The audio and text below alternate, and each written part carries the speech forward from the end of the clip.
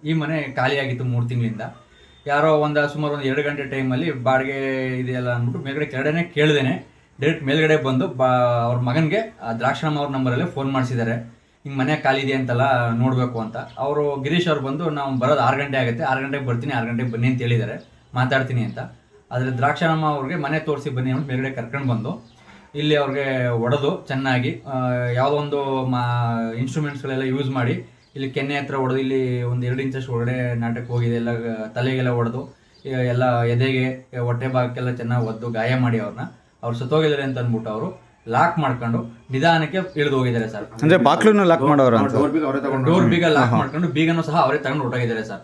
ಅಲ್ಲಿ TV running ಇತ್ತು, ಬಟ್ಟೆಗಳಲ್ಲಿ ಎಲ್ಲಿ ಬಿದ್ದಿತ್ತು ಅಲ್ಲೇ ಇತ್ತು, ಸ್ಲಿಪ್ಪರ್ ಸಹ ಕೆಳಗಡೆನೇ ಇತ್ತು. ಆದ್ರೆ ಇಲ್ವಲ್ಲ ಇವರು ಅಂದ್ಬಿಟ್ಟು ಹುಡುಕ್ಬಿಟ್ಟು ಎಲ್ಲೂ ಇಲ್ಲ ಅಂತ ಅಂದ್ಬಿಟ್ಟು ನಾವು ಮಾಹಿತಿ ಕೊಟ್ಟು ಪುನಃ 4:15 ಟೈಮ್ಗೆ ಅವ್ರ ಸೊಸೆ ಬಂದು ಪುನಃ ಎಲ್ಲ ಸೇಮ್ ಎಲ್ಲೆಲ್ಲಿ ಹುಡುಕು ಅದೇ ಥರ ಎಲ್ಲ ಜಾಗದಲ್ಲಿ ಹುಡುಕ್ಬಿಟ್ಟು ಎಲ್ಲೂ ಇಲ್ಲ, ನೆಂಟರ ಮನೆಗೆಲ್ಲ ಫೋನ್ ಮಾಡೋದು, ಎಲ್ಲೂ ಅವ್ರು ಬಂದಿಲ್ಲ ಅಂತ ಮಾಹಿತಿ ಸಿಕ್ತು. ಮನೇಲಿ ಕೂತಿರ್ಬೇಕಾದ್ರೆ ಒಂದು 5-10 ನಿಮಿಷ ಆದಮೇಲೆ ಮೇಲ್ಗಡೆ ಮನೆಗೆ ಕಾಣಿಸ್ತಾ ಇಲ್ಲ ಅಂತ ಗೊತ್ತಾಗಿ ಮೇಲ್ಗಡೆ ಮನೆಗೆ ಬಂದು ಇಲ್ಲಿ ನಾವು ಕಿಟಕಿ ಹತ್ರ ನೋಡಿದಾಗ ಅವರು ಹಾಲಲ್ಲಿ ಬಿದ್ಕೊಂಡು ಒದ್ದಾಡ್ತಾ ಇದ್ರು.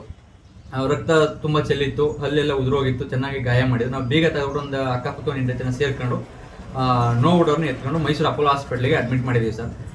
ಈಗ ಅವ್ರಿಗೆ ಬ್ಲಡ್ ಎಲ್ಲ ಕ್ಲಾಟ್ ಆಗಿದೆ, ಮತ್ತು ಇಲ್ಲಿ ರಿಬ್ಸ್ ಎಲ್ಲ ಡ್ಯಾಮೇಜ್ ಆಗಿದೆ. ಈಗ ಕೋಮದಲ್ಲಿ ಇದ್ದಾರೆ ಅವರು. ಈಗ ಅನಸ್ತೇಷಿಯಾ ಕೊಟ್ಟು ಆಪರೇಷನ್ ಮಾಡಬೇಕು ಅಂತ ಹೇಳಿದ್ದಾರೆ. ಅವ್ರು ಬದುಕೋದು ಗ್ಯಾರಂಟಿ ಇಲ್ಲ ಸರ್.